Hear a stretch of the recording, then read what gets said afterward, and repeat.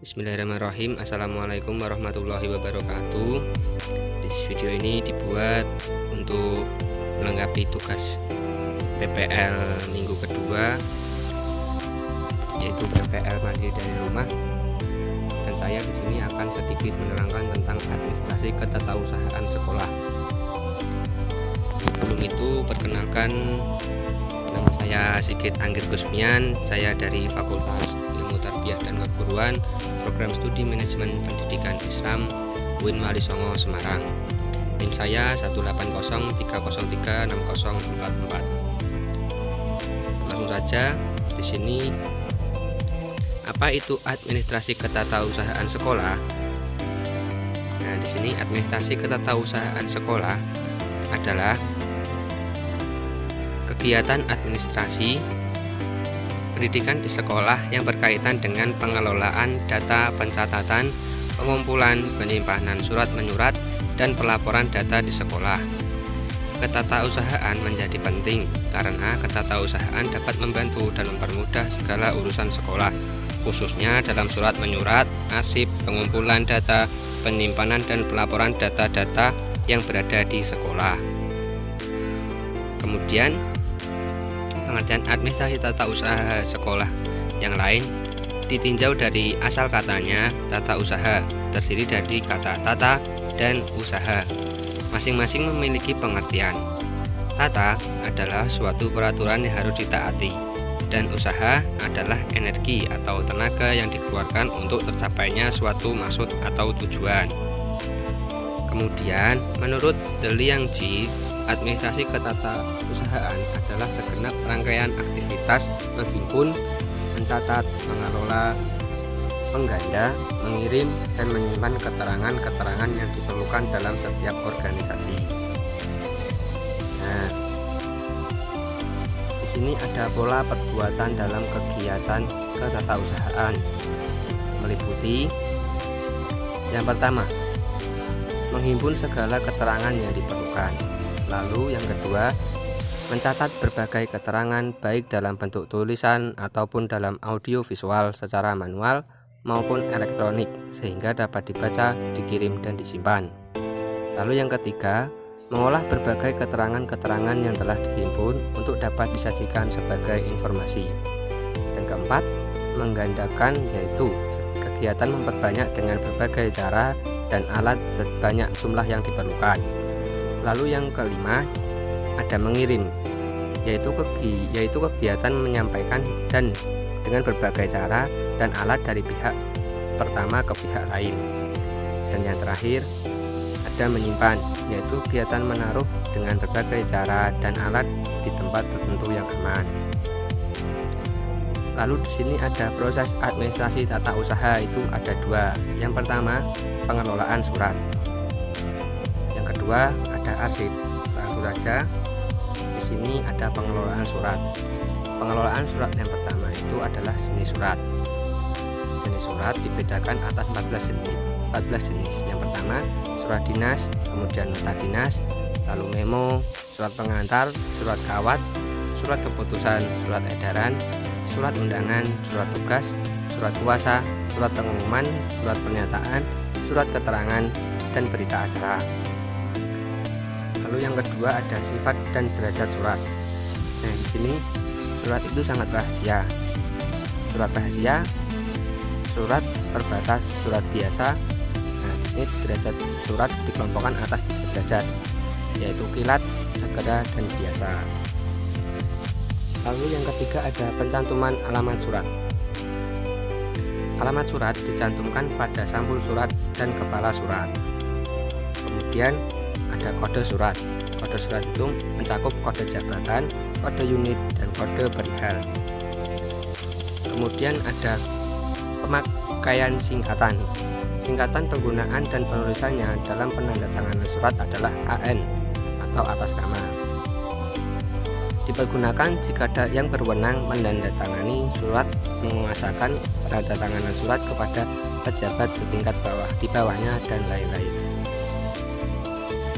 Lalu ada cap jabatan dan cap dinas.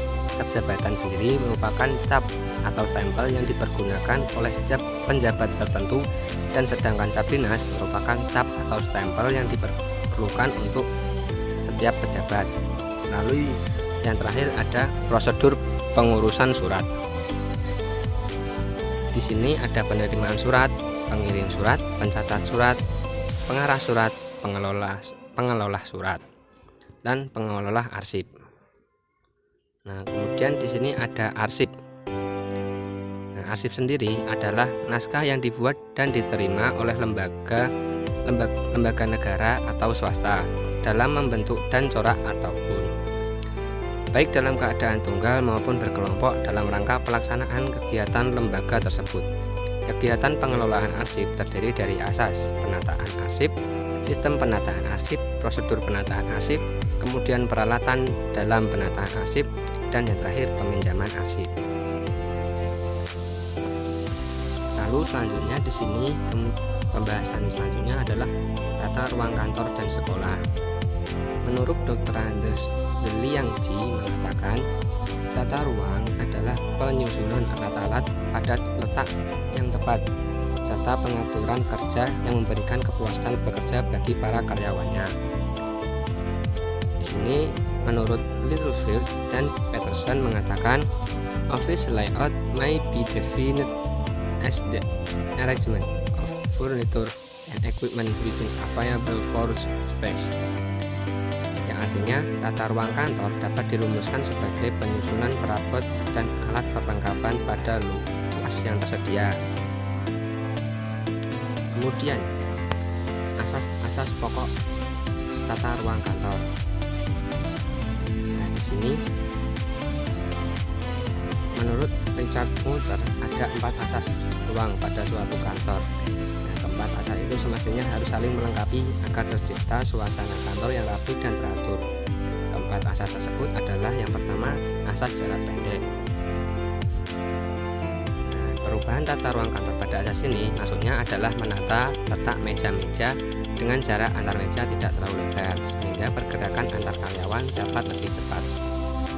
Lalu yang kedua ada asas rangkaian kerja. Asas penempatan pada para pegawai dan peralatan menurut urutan pekerjaan menjadikan pekerjaan lebih cepat dan tidak membuat berseliweran pegawai lainnya. Dan yang ketiga ada asas penggunaan segenap ruangan. Di asas ini adalah tidak ada ruangan atau luas yang tidak dimanfaatkan. Jika ada ruangan yang kosong, maka dapat diletakkan tanaman, hiasan, akuarium, dan lainnya sehingga ruangan menjadi lebih asri. Kemudian ada asas perubahan susunan tempat kerja. Nah, pada asas ini memungkinkan apabila di kantor ada perkembangan baik pada perkembangan maupun pegawai tata ruang dapat diubah dengan mudah dan cepat. Nah, kemudian di sini ada bentuk tata ruang kantor. Bentuk tata ruang kantor ada 2. Yang pertama yaitu tata ruang tertutup. Pada tata ruang tertutup, suatu tata ruang dikatakan terpisah-pisah atau tertutup apabila susunan ruang untuk bekerja terbagi-bagi dalam beberapa bagian. Dan yang kedua, ada tata ruang terbuka. Dalam susunan ini, ruangan yang dipergunakan untuk ruangan bekerja tidak dipisah-pisahkan atau tidak menggunakan penyekat, tetapi semua aktivitasnya dilaksanakan pada satu ruang besar terbuka sehingga semua yang bekerja tampak mudah diamati dari satu sudut pandang. Pembahasan selanjutnya ada prinsip-prinsip tata ruang kantor. Nah, di sini itu ada banyak sekali prinsip-prinsip tata ruang kantor. Yang pertama,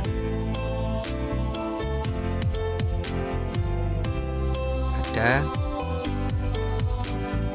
tata ruang tertutup. Suatu tata ruang dikatakan terpisah-pisah atau tertutup apabila susunan ruang untuk bekerja terbagi-bagi dalam beberapa bagian. Di sini prinsip-prinsip tata ruang kantor ada pekerja harus mengalir terus-menerus sedangkan sedapat mungkin dalam garis lurus. Lalu yang kedua ada bagian-bagian dan seksi-seksi yang berfungsi sama dan yang berhubungan harus ditempatkan secara berdekatan untuk mengurangi waktu bepergian. Yang ketiga ada aliran pekerjaan harus sederhana sehingga dapat mengurangi hilir mudik pegawai dan penyampaian surat-surat dalam jangka pendek. Lalu yang keempat ada meletakkan perlengkapan kantor, harus dekat dengan pegawai yang menggunakannya. Dan yang terakhir ada pekerjaan harus mengalir terus-menerus sedapat mungkin dalam garis lurus. Lalu kemudian ada peranan guru dalam ketatausahaan sekolah. Di sini ada dua pembahasan. Yang pertama, pencatatan murid. Pencatatan murid di sini adalah pencatatan terhadap siswa ini, terutama adalah siswa baru, siswa berkelas per semester dan yang mengulang kelasnya, pindahan serta jumlah siswa yang keluar karena lulus atau bahkan karena dropout. Dengan pencatatan inilah maka dengan mudah diketahui jumlah siswa dan perkembangannya pada setiap tahun ajaran. Di samping itu, tugas lainnya adalah pencatatan daftar hadir siswa dalam rangka untuk menghitung keaktifan siswa dan partisipasinya dalam kerjasama dan sebagai alat kontrol dalam menegakkan tata tertib sekolah. Kemudian yang kedua ada pencatatan tentang guru. Data tentang keadaan guru harus dicatat dengan baik, terutama tentang jumlah, data pribadi, masa kerja, dan bahkan untuk usulan kenaikan pangkatnya dan gaji berkala. Demikian pula kehadiran guru melaksanakan tugas sebagai pegawai, terutama PNS, yang sangat berguna untuk pembinaan guru itu selanjutnya. Pada gilirannya nanti, semua data itu akan berguna sebagai bahan bimbingan, perencanaan, pengawasan, koordinasi, dan pendidikannya. Demikian pembahasan singkat saya mengenai materi ini. Jangan lupa untuk ikuti terus Facebook saya dan Instagram saya yang saya terapkan di bawah ini. Dan sampai jumpa di video selanjutnya. Wassalamualaikum warahmatullahi wabarakatuh.